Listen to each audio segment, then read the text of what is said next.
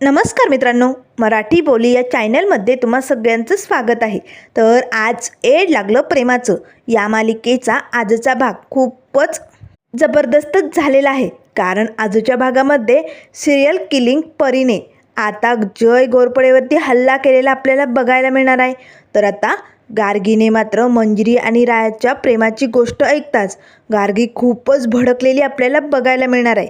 तर आजच्या भागामध्ये सुरुवातीला आता नाशिकमधले सगळे स्टॅटो आर्टिस्ट आता रायाला भेटण्यासाठी आलेले असतात. आता लगेच जय घोरपडे म्हणू लागतो, हे बघा सरांचं तुमच्याकडे खूप महत्त्वाचं काम आहे. आता रायासमोर खुर्चीवरती बसलेला असतो तेव्हा लगेच आता ते आर्टिस्ट म्हणू लागतात, सांगा ना काय काम आहे आमच्याकडे. त्यावर लगेच आता ते दोघेजणी असतात ते एकमेकांना म्हणू लागतात, सरांचं काम मीच घेणार. तेव्हा जय म्हणू लागतो, थांबा, भांडण करू नका. जर सरांना तुमचं काम आवडलं तर सर तुम्हाला मोठं बक्षीस देणार आहेत. मग ते बक्षीस तुम्हाला जिंकायचं आहे की नाही हे तुमच्या हातात. त्यावर लगेच आता ते आर्टिस्ट म्हणू लागतात, सर सांगा ना काय काम आहे, कुठला टॅटो काढायचा आहे. मला ना सगळ्यात भारी टॅटो येतो, नाशिकमध्ये फेमस मीच आहे. तर आता दुसरा व्यक्ती म्हणू लागतो, नाही सर याचं काय ऐकू नका, हा स्वतःला लई शहाणा समजतो, पण मला खूप भारी टॅटो आहे दादा. सांगा तुम्हाला कुठला काढायचा आहे. मग मला तर बक्षीस मिळवायलाच हवं, सांगा लवकर. आता मात्र दोघांमध्येच वाद सुरू झालेले असतात. तेव्हा राया लागतो, एक मिनिट, एक गोष्ट लक्षात ठेवा. हे बघा या टॅटोबद्दल मला काही माहिती नाही आहे, मला तुमच्याकडनं आधी ती माहिती हवी. त्यावर लगेच आता ते आर्टिस्ट सांगू लागतात, सर टॅटोबद्दल काय माहिती हवी असणार. टॅटो म्हणजे खूपच फेमस झालं आहे आता.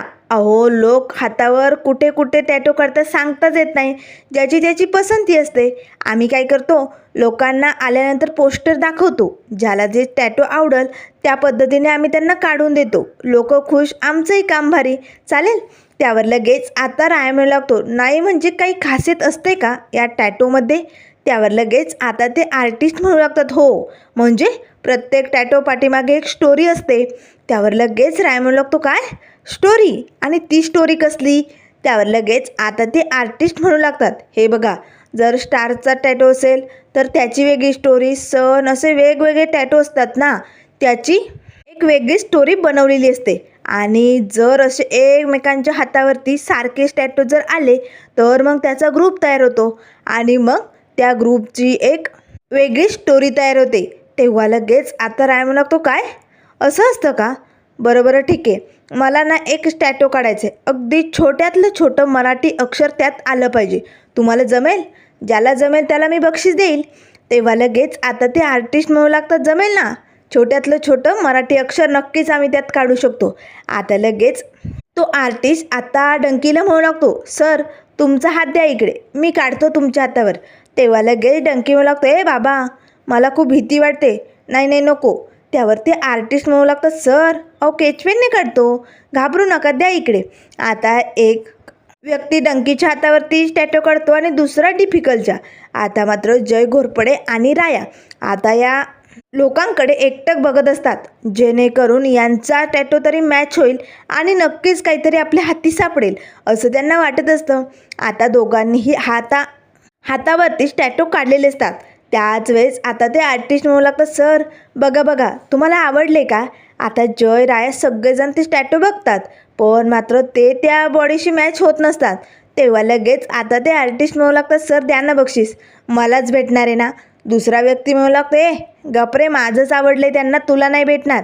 आता मात्र लगेच जय घोरपडे आता त्या आर्टिस्ट जवळ येतो आणि लगेच त्याची कॉलर पकडतो, कसलं आलेले बक्षीस, तुम्ही वाचलात हे नशीब समजा. आम्ही एका केसचा तपास घेतोय आणि त्या बॉडीवरती आम्हाला असाच एक टॅटो सापडला. जर तुमचा टॅटो त्याच्याशी मॅच झाला असता ना तर तुम्ही आयुष्यभर जेलमध्ये सडले असते. नशीब चांगलं तुमचा टॅटो त्याच्याशी मॅच झाला नाही, त्यामुळे निघायचं, लगेच इकडनं निघायचा. पुन्हा इकडे डोकावून बघितलं ना तर मग बघ जन्माची अद्दल घडवेल. चल उचल तुझं सामान. आता लगेच ते आर्टिस्ट तिकडनं पळ काढतात. त्याच वेळेस डिफिकल्ट डंकी म्हणू लागतं, भावानो अरे काढून जा की, हे कसं काढायचं.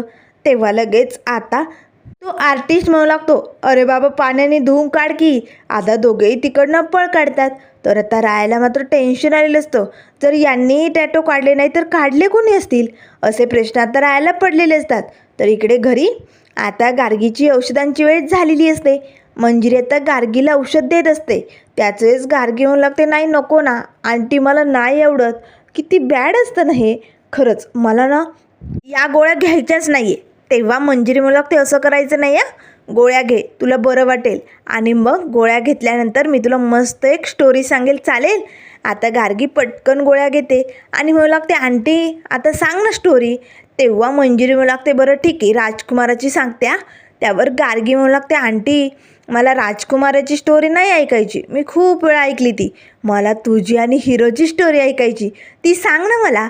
त्यावर लगेच मंजिरी म्हणू लागते, माझी आणि हिरोची? नाही नाही नाही, आमची काही स्टोरी नाही, असं काही नाही आहे गार्गी. त्यावर गार्गी म्हणू लागते, आंटी अगं सांग ना मला तुझी आणि हिरोची स्टोरी, मला ऐकायची. त्यावर मंजिरी म्हणू लागते, ठीक आहे मी सांगते. त्यावर आता गार्गीजवळ येऊन आता मंजिरी बसते आणि त्यांच्या प्रेमाची गोष्ट सुरू करते. कसं आहे ना, ही स्टोरी आहे माझी आणि माझ्या रायाची. राया जेव्हा पंढरपुरात आमच्या गावात पहिल्यांदा आला होता ना, तेव्हा आमची भेट जत्रेत झाली होती. राया म्हणजे एक मोठा गुंड होता. असे त्याचे मोठे झिपरे केस होते, एक नंबरचा भयानक गुंड दिसायला. आणि त्याच जत्रेत तो एका दुकानदाराला मारहाण करत होता, त्याला हप्ता हवा होता ना. आणि तिकडेच माझी आणि त्याची पहिली भेट घडली. माझी ओढणी त्याने ओढली, आम्ही धपकन खाली पडलो. आता हे सगळे क्षण मंजिरीला आठवू लागतात. त्याच वेळेस गार्गीला मात्र खूपच राग येत असतो. तेव्हा लगेच मंजिरी म्हणू लागते, आणि मग मी तुझ्या हिरोच्या म्हणजे माझ्या रायाच्या जोरदार दिशी कानाखाली ओढली. आता मात्र लगेच गार्गीला राग येतो, मंजिरी आंटी तू हिरोच्या कानाखाली ओढली?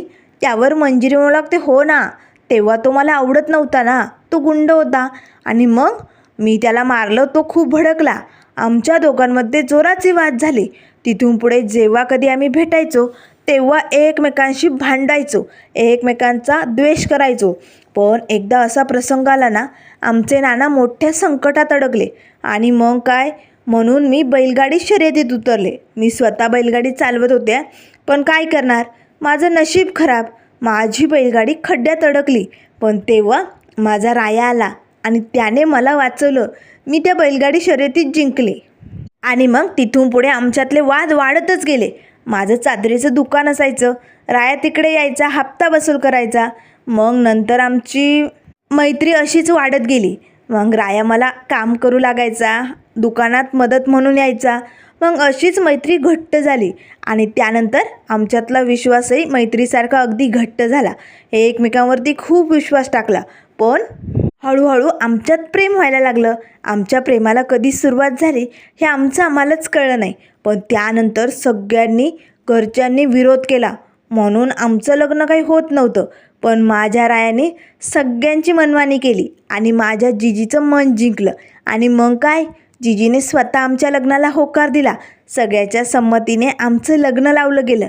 आता लग्नाचे क्षण इथे मंजिरी आठवू लागतात. तेव्हा लगेच गार्गी म्हणू लागते, हो मंजिरी आंटी, मग काय झालं पुढे? त्यावर मंजिरी म्हणू लागते, पुढे लग्न तर झालं आनंदात, पण पुढे मोठं संकट आलं. मिहीरच्या बाबतीत जिजीचा गैरसमज झाला. तिला जे सत्य कळालं ते चुकीचं होतं. तिने रायाला आणि मला घराबाहेर काढलं. तेव्हा लगेच गार्गी खुश होते, बरं झालं, असंच व्हायला पाहिजे. त्याच वेळेस मंजिरी म्हणू लागते, पण तरीही माझ्या रायाने हार मानली नाही. तो लढत राहिला, त्याने सगळ्याशी सामना केला आणि जिजी आणि नानाचं मन जिंकलं. सगळ्यांसमोर तो निर्दोष हे सिद्ध केलं. आणि मग काय, आमच्या संसाराला सुरुवात होणार. तेच मोठं ग्रहण लागलं. राया इकडे निघून आला, पण पांडुरंगाने आमची शेवटी भेट घडवलीच. आणि आता आमचा असा संसार सुरू आहे. आता मात्र लगेच गार्गी म्हणू लागते, हो पण मंजिरी आंटी, नाही म्हणजे सगळ्यात आधी प्रपोज तू केलं होतं की तुझ्या हिरोने, सांग ना. त्यावर लगेच तेवढ्यात शशिकला येते, ए बाई, प्रपोज हा शब्द तुला कुठनं कळाला गं? आणि तू आजच का विचारते हे सगळं? मंजिरी, हिला कसली उत्तरं देऊ नको. हिच्या डोक्यात काय चाललंय तुला कळतंय का? त्यावर मंजिरी म्हणू लागते, काकू तू कशाला आली? तेव्हा शशिकला म्हणू लागते, ते मला खडी साखर नाही म्हणजे पिठी साखर, काय हवंय ते सांग, कुठे ठेवलंय? त्यावर लगेच आता मंजिरी म्हणू लागते, तिथेच आहे काकू, तुला सापडेल, जा. किचन ओट्यावरच आहे. आता काकू लगेच निघालेली असते आणि गार्गीकडे बघते. ए गार्गी, जास्त उड्या मारू नको हं. मी जरी कामात असले ना, तुझ्याकडे माझं लक्ष आहे. काय तर प्रपोज कोणी केलं, कोणी कधी कुठेही करू दे, तुला काय प्रॉब्लेम. माझी मंजिरी आणि तिचा तो राया आहे. तू उगच मकलाशा करू नको. आणि मंजिरी, हिच्या प्रश्नांची सगळी उत्तरं द्यायला तू बांधील नाही आहे. उगच काही सांगत बसू नको. आता लगेच शशिकला तिकडनं निघून जाते. त्याच वेळेस गार्गीला मात्र या आंटीचा खूपच राग येतो. तेव्हा गार्गी म्हणू लागते, मंजिरी आंटी, मग पुढे काय झालं सांग ना, कोणी प्रपोज केलं होतं, सांग ना गं मंजिरी आंटी. त्याच वेळेस मंजिरी म्हणू लागते, गार्गी थांब, मी तुला एक फोटो दाखवते माझा आणि रायाच्या लग्नाचा. त्यावर आता लगेच मंजिरी पटकन आपल्या बॅगमधनं फोटो काढते आणि गार्गीला दाखवते. मस्त आहे ना गार्गी, कसे दिसतोय आम्ही दोघे. आता गार्गी मात्र रागानेच त्या फोटोकडे बघते आणि हसतच म्हणू लागते, वा मंजिरी आंटी, लय भारी दिसताय तुम्ही हा. आता लगेच तेवढ्यात मंजिरीला फोन येतो. मंजिरी आता फोनवरती बोलण्यासाठी बाजूला जाते. त्याच वेळेस गार्गी आता मंजिरीकडे बघतच आता तो लग्नाचा फोटो फाडून टाकते. आता तिने पूर्ण बारीक चिठोरा करून आता त्या फोटोचा असा बोळा बनवलेला असतो आणि बरोबर बेडखाली लपवलेला असतो. त्याच वेळेस मंजिरीचा फोन बंद होताच मंजिरीने ज्या कपड्यांच्या घड्या घातलेल्या असतात ना, मंजिरी ते उचलते आणि लगेच तिकडनं निघालेली असते. गार्गी, बघू तो फोटो मी ठेवून देते, दे बरं आमच्या लग्नाचा. त्यावर गार्गी म्हणू लागते, आंटी मी फोटो तर दिला होता, तू ठेवला असेल तिकडे कुठेतरी. त्यावर मंजिरी म्हणू लागते, गार्गी नाही गं, तू फोटो तुझ्या हातात होता, मी नाही घेतला. आता गार्गी म्हणू लागते, आंटी दिला होता ना गं, तुझ्या लक्षात राहिलं नसेल. आता मंजिरीला जरा टेन्शन येतं. मंजिरी तिकडनं बाजूला निघून जाते. तर आता संध्याकाळची वेळ झालेली असते. राया आता सिनियर सरांना भेटण्यासाठी ऑफिसमध्ये आलेला असतो. तेव्हा सिनियर सर म्हणू लागतात, विशाल भोसले, कुठपर्यंत आली तुझं केस, सांग ना, काही हाती लागलं आहे की नाही. त्यावर विशाल म्हणू लागतो, सर आपल्या केसमध्ये मोठा ट्विस्ट आला आहे आणि लवकरच आपल्याला त्या सिरियल किलिंगला पकडता येणार आहे, कारण आपल्या हाती मोठा पुरावा लागला आहे आणि ते पुरावे दाखवण्यासाठीच मी इकडे आलो आहे. त्यावर सर म्हणू लागतात, चांगलं काम आहे, बरं कुठे पुरावे दाखव लवकर. त्यावर विशाल म्हणू लागतो, सर पुरावे घेऊन जय घोरपडे निघालाय, तो येईलच, इतक्यात पोचेल. तेवढ्यात आता इकडे आता रात्रीची वेळ असते. सुमसाम रस्त्यावरनं जय घोरपडे आणि इन्स्पेक्टर जाधव आता पुरावे घेऊन सिनियर सरांच्या ऑफिसकडे निघालेले असतात. त्याच वेळेस आता रस्त्यानेच इन्स्पेक्टर जाधव म्हणू लागतात, घोरपडे सर आपल्याला किती वेळ लागेल बरं, नाही म्हणजे लवकर काम होईल ना, मला निघायचं होतं. त्यावर लगेच जय म्हणू लागतो, कुठे जायचं जाधव तुम्हाला, एवढी कसली आली घाई. त्यावर जाधव म्हणू लागतात, होम मिनिस्टरला भेटण्यासाठी जायचं आहे. तेव्हा जय म्हणू लागतो, बापरे डायरेक्ट होम मिनिस्टर, वा वा वा भारी काम आहे की. त्यावर लगेच आता जाधव म्हणू लागतात, होम मिनिस्टर म्हणजे माझी बायको, सारखी कटकट करत असते, मला वेळ देत नाही, मला कुठे फिरायला नेत नाही, त्याच्यामुळे म्हटलं जावं जरा घरी लवकर, हो की नाही. त्यावर जय म्हणू लागतो, जाधव आपल्या नाशिकमध्ये काय चालू आहे तुम्हाला माहिती आहे ना, एवढे मृतदेह सापडत आहेत, आपल्याला या केसचा शोध घ्यायचा आहे आणि तुम्हाला काय घरच्यांचं पडलं आहे, अजिबात वेळ काढू नका, कामाशी काम ठेवा. आता लगेच जाधव म्हणू लागतात, ठीक आहे. त्याच वेळेस आता अचानक गाडी बंद पडते. तेव्हा लगेच जय म्हणू लागतो, जाधव अहो गाडी का बंद पडली, काय झालं असेल. त्यावर आता जाधव म्हणू लागतात, सर मी जाऊन बघतो. आता घोरपडे आणि जाधव दोघेही खाली उतरतात आणि लगेच आता गाडीच्या मशीनमध्ये काही बिघाड झाला आहे का बघू लागतात. त्याच वेळेस आता जयला मात्र जरा डाऊट येतो. जयच्या हातात पुराव्यांची फाईल असते. या सुमसाम रस्त्यावरती गाडी बंद पडली, नक्कीच हे पुरावे नष्ट करण्यासाठी कुणाचा डाव तर नसेल ना, असं आता जयच्या मनात संशय आलेला असतो. जय आता लगेच मनाशीच म्हणू लागतो, नाही नाही मला हे सगळं रायाला कळवावंच लागेल. आता जय पटकन रायाला कॉल करतो. त्याच वेळेस राया म्हणू लागतो, सर हे बघा जय घोरपडे आलाय वाटतं, त्याचाच कॉल आलाय. आता लगेच राया पटकन फोन उचलतो आणि म्हणू लागतो, जय अरे कुठे आहे तुम्ही, सर आणि आम्ही वाट बघतोय. त्यावर जय म्हणू लागतो, राया अरे आम्ही तुमच्याकडे निघालोच होतो, पण एक प्रॉब्लेम झाला आहे रे, अरे मेन रोड बंद होता म्हणून आम्ही शॉर्टकटच्या रस्त्याने निघालो, पण ऐन सुमसाम ठिकाणी येऊन गाडी बंद पडली रे. आणि राया मला का कुणास ठाऊ कसा डाऊट येतोय, नक्कीच जाणून बुजून कोणीतरी हे करतंय, हे पुरावे नष्ट करण्यासाठी तर प्लॅनिंग नसेल ना. त्यामुळे राया मी तुला लोकेशन पाठवतो, लवकरात लवकर त्या ठिकाणी ये. आता लगेच जयचं फोनवरचं बोलणं झालेलं असतं. जय पुन्हा गाडीजवळ येतो. जाधव आता गाडीच्या मशीनमध्ये काही बिघाड झाला आहे का चेक करत असतात. तेव्हा जय म्हणू लागतो, जाधव काही प्रॉब्लेम आहे की समजतो की नाही. त्याच वेळेस जाधव म्हणू लागतात, नाही ना सर, कळायला मार्गच नाही आहे, कशी बंद पडली असेल गाडी. त्याच वेळेस आता जय घोरपडेच्या पाठीमागे येऊन कुणीतरी उभं असतं. जाधवचं लक्ष आता जय घोरपडेकडे जातं. जाधव जोरात ओरडतात, जय सर तुमच्या पाठीमागे बघा. आता जय पाठीमागे वळून बघणार, तेच आता त्याच्या डोळ्यावरती असं डोक्याला मार लागलेला असतो. त्या व्यक्तीने जयच्या डोक्यात जोराचा फटका मारलेला असतो. आता जय घोरपडेच्या डोक्यातनं रक्त निघू लागतो. तो धपकन खाली पडतो. आता मात्र लगेच जाधव इन्स्पेक्टर आपल्या खिशातनं बंदूक काढतात. ए कोण आहेस तू, बाजूला हो, माझ्याजवळ येऊ नको. आता कदाचित ही परीच असेल. आता जाधव लगेच तिच्यावरती बंदूक रोखलात. ए कोण आहेस तू, बाजूला हो, जवळ येऊ नको, गोळी झाडीन तुझ्यावरती. आता लगेच जाधव बंदुकीतनं गोळी मारणार. तेच आता त्या परीने जाधवांवरती वार केलेला असतो.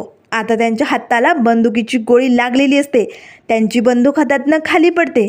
त्याच वेळेस आता ती परी तिकडनं जाधवांना घेऊन गायब झालेली असते. आता जय घोरपडे खाली पडलेला असतो, तो बेशुद्ध असतो. त्याच वेळेस आता त्या लोकेशनवरती राया पोचलेला असतो. आता गाडीवरनं खाली उतरताच राया लगेच घोरपडेला उठू लागतो. जय जय, अरे काय झालंय, आणि जाधव कुठे, जय उठ लवकर. आता जयला इथे उठून बसवलेलं असतं. जयला जरा शुद्ध आलेली असते. राया राया तू आलायस. तेव्हा लगेच आता जयची ही अवस्था बघताच रायाला धक्काच बसतो. त्यावर राया विचारू लागतो, जय अरे हे सगळं कसं झालं. आता जय मात्र सगळी कहाणी इथे रायाला सांगतो. कशी गाडी बंद पडली, त्यानंतर आम्ही दुरुस्ती करत होतो, अचानक कोणीतरी आलं, हल्ला केला. बहुतेक हे सगळं ना त्या परीनेच केलेलं असावं, पण मला तिचा चेहरा वगैरे काही आठवत नाही आहे रे. त्याच वेळेस राया म्हणू लागतो, हे बघ तू टेन्शन घेऊ नको, पण जाधव कुठे. आता मात्र घोरपडेला धक्का बसतो. याचा अर्थ ती परी जाधवांना घेऊन गेली का, म्हणजे पुढचं टार्गेट तिचं इन्स्पेक्टर जाधव असणार आहे का. त्यावर लगेच राया म्हणू लागतो, काळजी करू नको, मी सरांना कॉल करतो आणि लवकरात लवकर आपण इन्स्पेक्टर जाधवांचा शोध घेऊ. आता सरांना रायाने कॉल केलेला असतो आणि एका युनिटला बोलून आता जाधवांचा तपास सुरूच झालेला असतो. तर इकडे राया आता घोरपडेला घरी घेऊन येतो. त्यावरती मलमपट्टी करण्याची गरज असते, त्याला खूपच मार लागलेला असतो. तर त्यानंतर मित्रांनो पुढील भागामध्ये आपल्याला बघायला मिळेल आता मात्र घोरपडे आणि जयने मिळून त्या परीराणीविरुद्ध मोठा पुरावा सापडवलेला असतो. आता लवकरच तिला पकडण्याची वेळ आली. इगतपुरीला पोचून आता परीराणीचा खेळ संपवायचा असे म्हणत राया आणि घोरपडे निघालेले असतात. त्याच वेळेस आता मंजिरी रायाजवळ येते आणि रायाला घट्ट मिठी मारते. राया हे सगळं मिशन तर पूर्ण होईलच, पण या सगळ्यात तुला तुझ्या जीवाची काळजी घ्यायची आहे, एवढं लक्षात ठेव. आता मंजिरी रायाला घट्ट मिठी मारते. त्याच वेळेस आता गार्गी तिथे येते. आता मात्र गार्गीला हे सगळं बघून खूपच राग येतो. तर आता गार्गी मात्र मंजिरीला रायाच्या आयुष्यातनं दूर करण्यासाठी काय काय करणार, पुढे काय काय होणार आणि ही सिरियल किलिंग कशी पकडली जाणार हे लवकरच आपल्याला बघायला मिळेल. त्यामुळे मित्रांनो अशाच मालिकेंच्या अपडेट पाहण्यासाठी चॅनलला लाईक करा, सबस्क्राईब करा. व्हिडिओ पाहिल्याबद्दल धन्यवाद.